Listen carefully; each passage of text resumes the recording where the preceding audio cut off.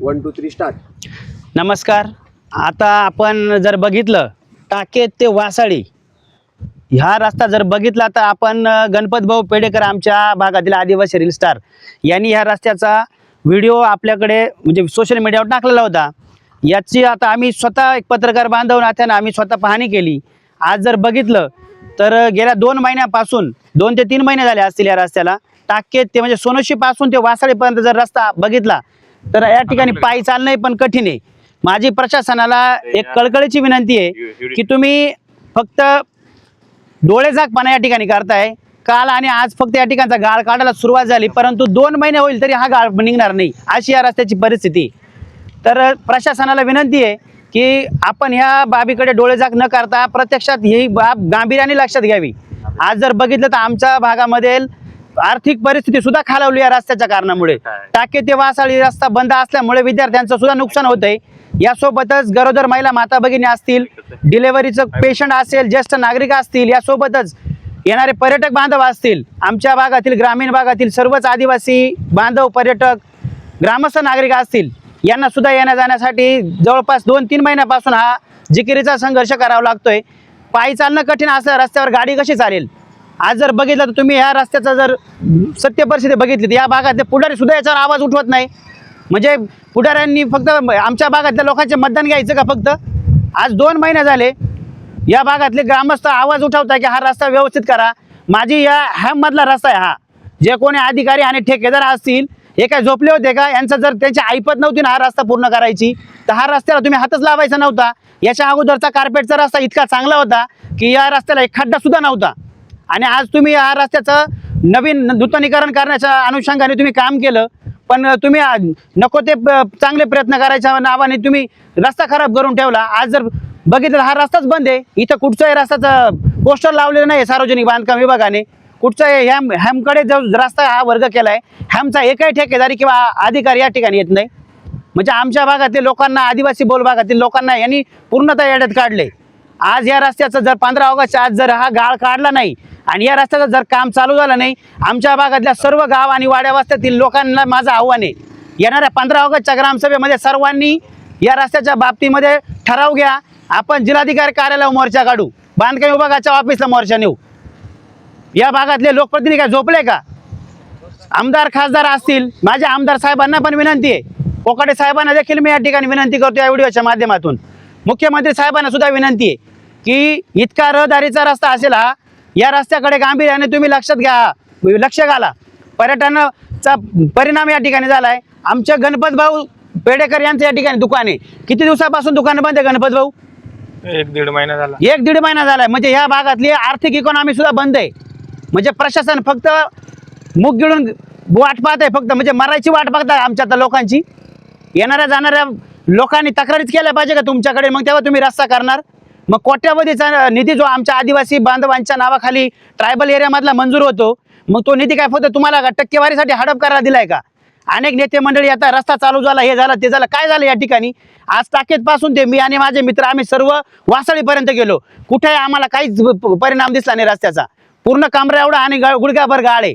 आज जर बघितलं तर पायी चाललं कठीण आहे. शाळेतले पोरं कसे येत असेल या रस्त्याने. प्रशासन फक्त बघत राहतंय. ठेकेदारांनी फक्त टक्केवारीसाठी रस्ते घेतले. हा ठेकेदार उद्या तो ठेकेदार, अधिकारी काय करतात.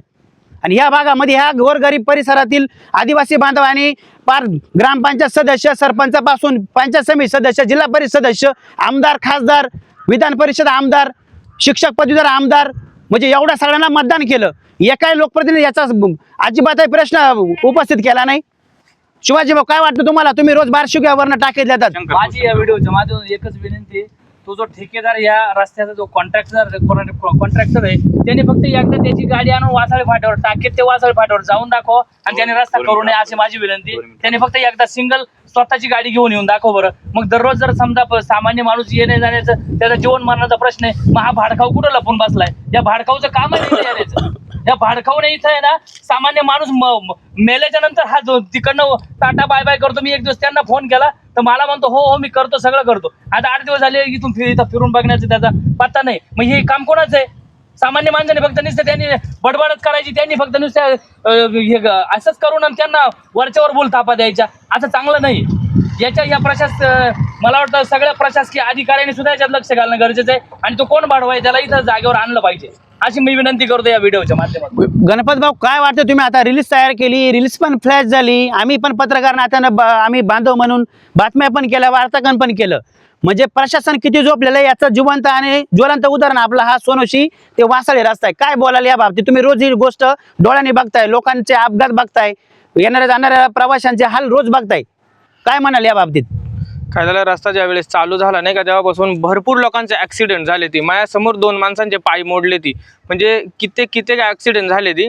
आणि त्यातल्या पर्यटकाचं सगळ्यात महत्त्वाचं भाऊ बोलले का पर्यटनाचं काय झालं माहिती आहे का, पिंपळगाववरून येणारी जे माणसं आहेत ना इकडनं पिंपळगाव ते तो व्यवस्थित रस्ता आहे, तिकडनं काय माणसं तीर्थावरती येतात, सर्व तिथं टाकेदला तिथं भेट देण्यासाठी येतात, तिकडनं बोलतात का भंडारदऱ्याला जाऊ, तर इकडनं येताना काय होतं बार्शिगेपर्यंत ते माणसं येतात, ती अक्षरशः त्यांना परत इथून 15 किलोमीटर रिटर्न फिरून त्या रस्त्याला मेन हायवेला जावं लागते, परत टाकेदला जावं लागते. म्हणजे एवढी बेकार परिस्थिती आहे आणि इथली जी माणसं आहेत अक्षरशः लय वैतागून गेले त्या गोष्टीला. आणि प्रशासनानं या गोष्टीकडे लवकरात लवकर काहीतरी याच्यावर लवकर उपाय करा, कारण का ह्या असं खरवाडून बिरवाडून काहीच होत नाही. जर बघितलं तर टाकेद बाजारपेठे या पंचक्रोशीच्या जवळपास 40 वाड्या वस्त्या आणि 20-25 ग्रामपंचायती मिळून टाकेद महसुली गाव आणि बाजारपेठे. आज बघितलं तर हा व्हिडिओ फक्त आमचा सोशल मीडियाचा TRP वाढवण्यासाठी अजिबात नाही केलेला आहे. हा आमच्या पूर्ण टाकेद गटातील गोरगरीब आदिवासी जनतेचा आवाज आहे, सर्वसामान्य ग्रामस्थ नागरिकांचा आवाज आहे, माझा शेतकरी महिला माता भगिनी आणि विद्यार्थ्यांचा आवाज आहे. याची या व्हिडिओच्या माध्यमातून शासनाने त्वरित दखल घ्यावी, नाही याच्या पुढे आमच्यावर काय गुन्हे दाखल करायचे बिनधास्त दाखल करा. आम्ही कुठच्याही गुन्ह्यांना कशाला अजिबात भीक घालत नाही आणि घाबरतही नाहीये. या ठेकेदारांना जर हा रस्ता कंप्लीट करता आला नाही तर याच्या पुढे आम्ही अख्ख्या सर्व परिसरातले ग्रामस्थ नागरिक शेतकरी बांधव महिला माता भगिनी रस्त्यावर उतरवू. याची या व्हिडिओच्या माध्यमातून संबंधित ठेकेदार आणि जे कोणी प्राधिकरण असेल हे हॅमवाले किंवा सार्वजनिक PWD वाले यांनी याचं गांभीर्याने लक्षात घ्यावं. इकडे कळसुबाई शिखरे, किल्ले आदन मदन कुलक, इकडे आंबेवाडीचा किल्ला आहे, भंडारदरा आहे, रंधा धबधबा आहे, हरिश्चंद्रगड आहे, रतनगड आहे, अशा पर्यटक स्थळांना व्हिजिट देण्यासाठी महाराष्ट्र राज्यभरातून या रस्त्यावरनं पर्यटक येतात. पर्यटक जर आले नाही तर आमच्या बांधवांना रोजगार भेटत नाही. आज जर सध्या परिस्थिती बघितलं तर फायनान्शियल दृष्ट्या आमचा पूर्ण भाग मागासलाय आणि 2 महिने तर पूर्ण तुम्ही वर्षभराचं नुकसान करून ठेवलंय. म्हणजे जो ऑलरेडी रस्ता कार्पेटचा चांगला होता, नूतनीकरण करण्याच्या नावाखाली तुम्ही त्याची वाट लावून टाकली. आणि नवीन जर तुमच्याकडनं त्या पाहिजे त्या टाइम पिरियडमध्ये उन्हाळ्याच्या आत जर पूर्ण होत नव्हतं तर हातच कशाला लावायचा? तुम्ही दिवाळीच्या नंतर करायचा होता ना हा रस्ता, म्हणजे तोपर्यंत आमच्या बांधवांच्या येण्या जाण्याचा तरी विषय मार्गी लागला असता. शेतीचे कामं चालू आज शेतकऱ्यांना साधं वाहनं घेऊन जातात, ट्रॅक्टर जाऊ शकत नाही असा रस्ता करून ठेवलाय. माझी संबंधित प्रशासनाला आणि बांधकाम विभागाच्या सर्व अधिकारी आणि ठेकेदार वर्गाला शेवटची आणि कळकळीची विनंती आहे. 15 ऑगस्टला स्वातंत्र्य दिन आहे, भारतीय स्वातंत्र्य दिन, पण आजपर्यंत 80 वर्ष झाले देशाला स्वातंत्र्य मिळून, पण आमच्या आदिवासी बांधवांना अजूनही स्वातंत्र्य नाहीये.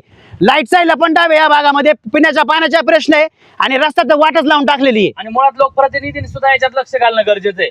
आमदार खासदार आम्ही निवडून दिलं, रक्ताचं पाणी करून आम्ही निवडून दिलं, आणि ते जर आमच्या अशी दुरावस्था झालेली असताना सुद्धा जर येत नसतील तर शेवटी त्यांचं पण दुर्दैवच मानावं लागेल. आणि आम्हाला आमचं दुर्दैव समजतो का अशा लोकांना आम्ही निवडून दिलंय. त्यांनी सुद्धा हे वेळेत लक्ष देणं गरजेचं आहे ना. एखाद्या सामान्य माणसाचा जीव गेल्याच्या नंतर मग तुम्ही नंतर आमच्या मड्यावर येणार आहे का तुम्ही हे करायला, सांत्वन करायला? असं चालणार नाही. तुम्ही पण लक्ष घाला आणि जे संबंधित अधिकारी कोणी त्यांना बोलून घ्या, ही माझी विनंती आहे. ठीक आहे, बोलणार आहे नाही.